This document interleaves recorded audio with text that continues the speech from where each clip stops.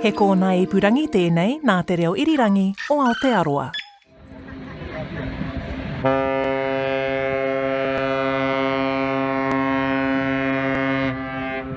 It's the year 1872 and a number of immigrants from eastern Prussia, the Pomeranian region of Poland, are on their way on a ship to Canterbury. They're fleeing persecution for being Poles and have been offered a chance for a different life and are now travelling under Premier Julius Vogel's scheme of immigration to help develop New Zealand's economy, which was going through a slump at the time. Many of these Polish families who came to New Zealand on that Julius Vogel scheme ended up settling these exact parts of the city where I find myself today on a very, very icy morning. Marshlands, a suburb of northeast Christchurch.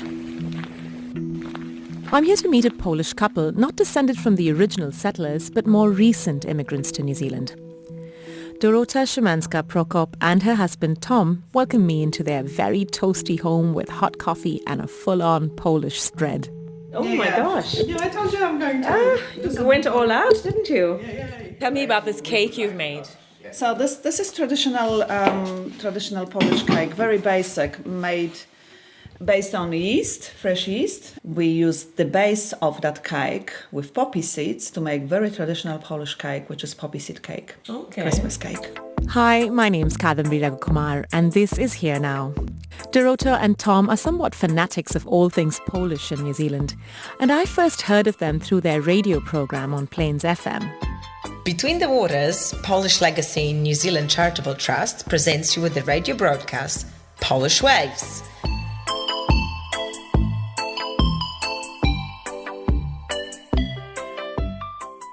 Dzień dobry from Poland. Welcome to May edition of Polish Waves. My name is Dorota and you are listening to Polish program on Plains FM.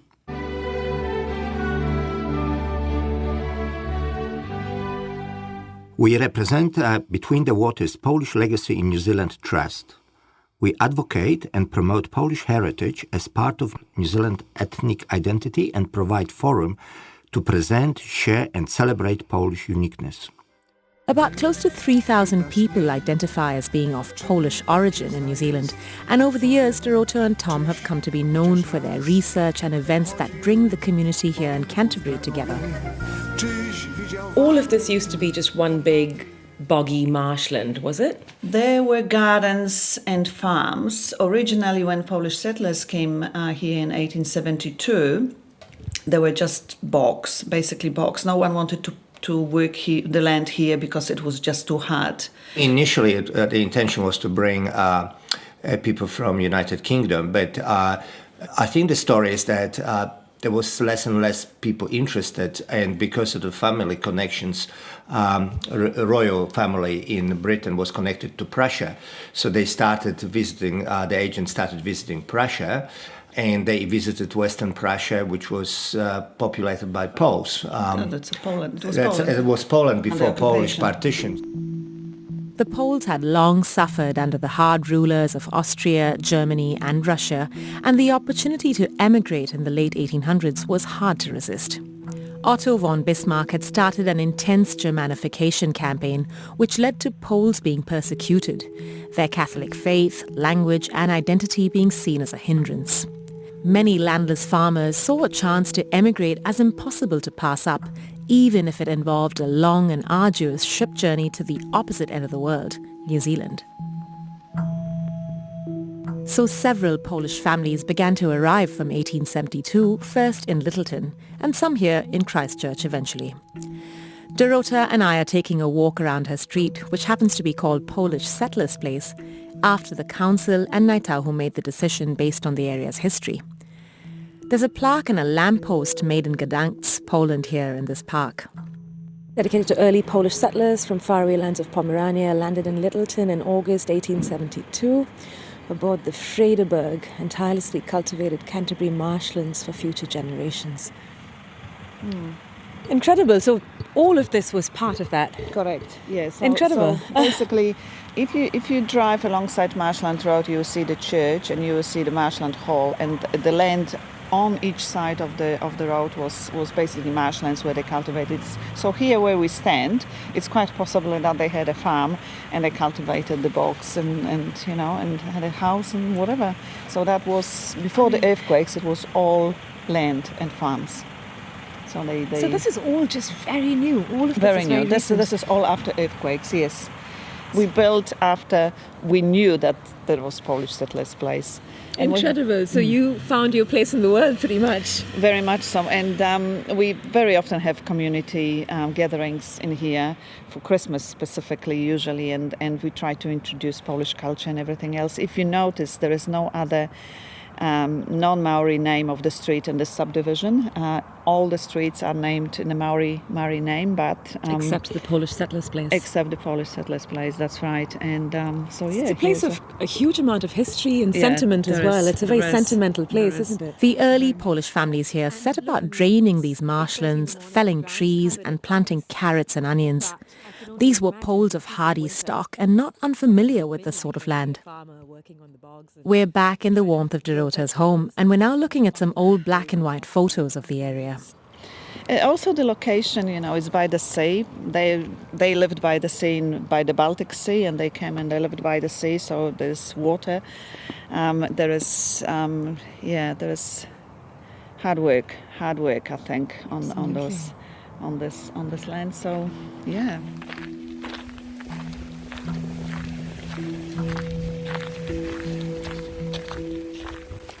So what made Polish people so experienced and such experts at working this kind of land? Because it couldn't have been easy. Oh, it is very interesting because we have in Poland, in so-called Western Eastern Prussia, we had the population from Holland, Dutch people. Dutch people migrated to Poland in the 16th century because of religion persecution. And naturally, Poles living in northern Poland, which is the marshland itself, developed that culture of cultivating that kind of land. So the skills were shared basically, and for generations, the land was cultivated in a certain way. Yeah. And we believe that that was the target of agents from New Zealand to target this type of those people to come here so they can actually work the land. Turns out they worked the land so incredibly well that this was transformed into fertile gardens, which stood a 145-year test against time. At one point, marshlands onions were distributed throughout New Zealand and even exported to Australia. It's kind of hard to get much of that sense of the past as you drive through here with all the new subdivisions. So the street itself has only been recently named. The street was named because of the initiative that Polish community had at the time. We thought that after we found out that there is such a history and such a hard work in this land by early Polish settlers in the late 1800s and 1900s, we've decided that we need to mark it somehow.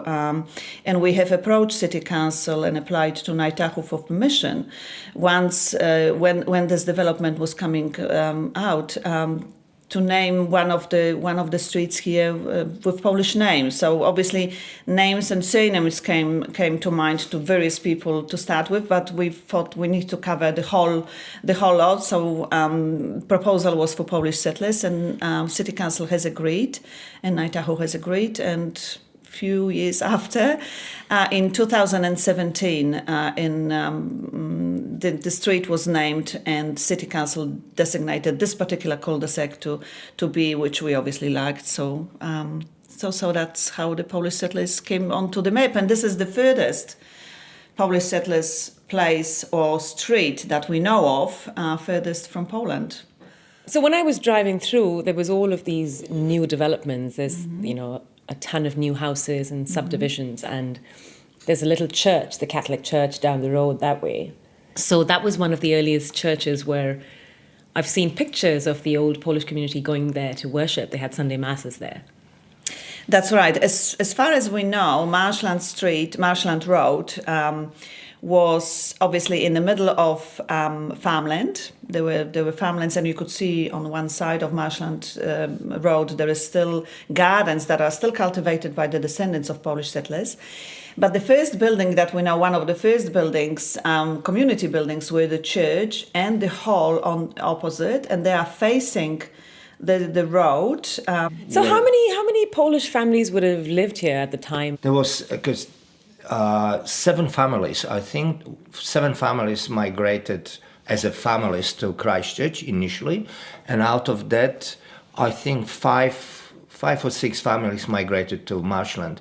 They initially settled in a country in the first 2 years, and they've been approached by owners, and they moved to this area here with a lease to buy sort of agreement. That's how it was. So not that many. They came here as Catholics, and they had a very good and strong connection with Irish people who migrated here. Most of the settlers came here on the German travel documents, and they were considered to be Germans. They actually thought for a long time that they are Germans, Prussians. They were actually called Prussians, not Polish. So deep in heart, probably Polish, but the language, they didn't want to be different. They didn't want to sound different. So they sounded different anyway, speaking English or not speaking English at all. But they cultivated that the Polish language or culture a little bit. Well, I think it was hidden. There's a little story with this Kisanowski garden place. A couple of years ago, we spoke to one of the ladies who is a member of his family, and we're talking about 5th generation of settlers. And Dorota, I don't know what was the reason, but asked for email address from one of those ladies, and they are like in 50s. QES, you wouldn't think she has any connection with Poland, and she gives Dorota email address. And guess what was the email address? The email address was polishgirl@gmail.com. I love it. We were so surprised. Yeah, and we're talking about, someone who's 5th generation, doesn't speak Polish, doesn't participate in Polish community. Yes, they still have that sort of, little bit of connection. Obviously for a reason, I guess. Yes. Yeah. It's a connection felt by both Polish immigrants from way back and more recent, like Tom and Dorota, who continue to do their digging around the roots of their community in Canterbury. I think being foreign in a different country and having that connection, it's really hard to say, because it's not a physical connection. It's a connection of the spirit, perhaps, or the air, or the sound. Sometimes we walk through those wetlands there, which is quite a few of them in this area, and we sort of think, imagine when they came here. They lived among the same sort of scenery, and it's sort of that's the connection that we have, and it brings us closer to home, even if we are so far away from Poland. If you know what I mean? It's I think it's there is a connection. We are busy in lives and we rush everywhere, but there are moments where you sort of reflect and say, hey, I couldn't come any further from Poland to live, and here we are, here now.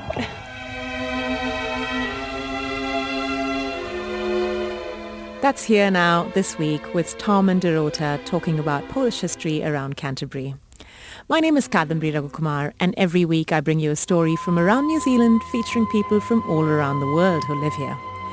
You can catch more Here Now podcasts on all your favourite podcast platforms as well as the RNZ website.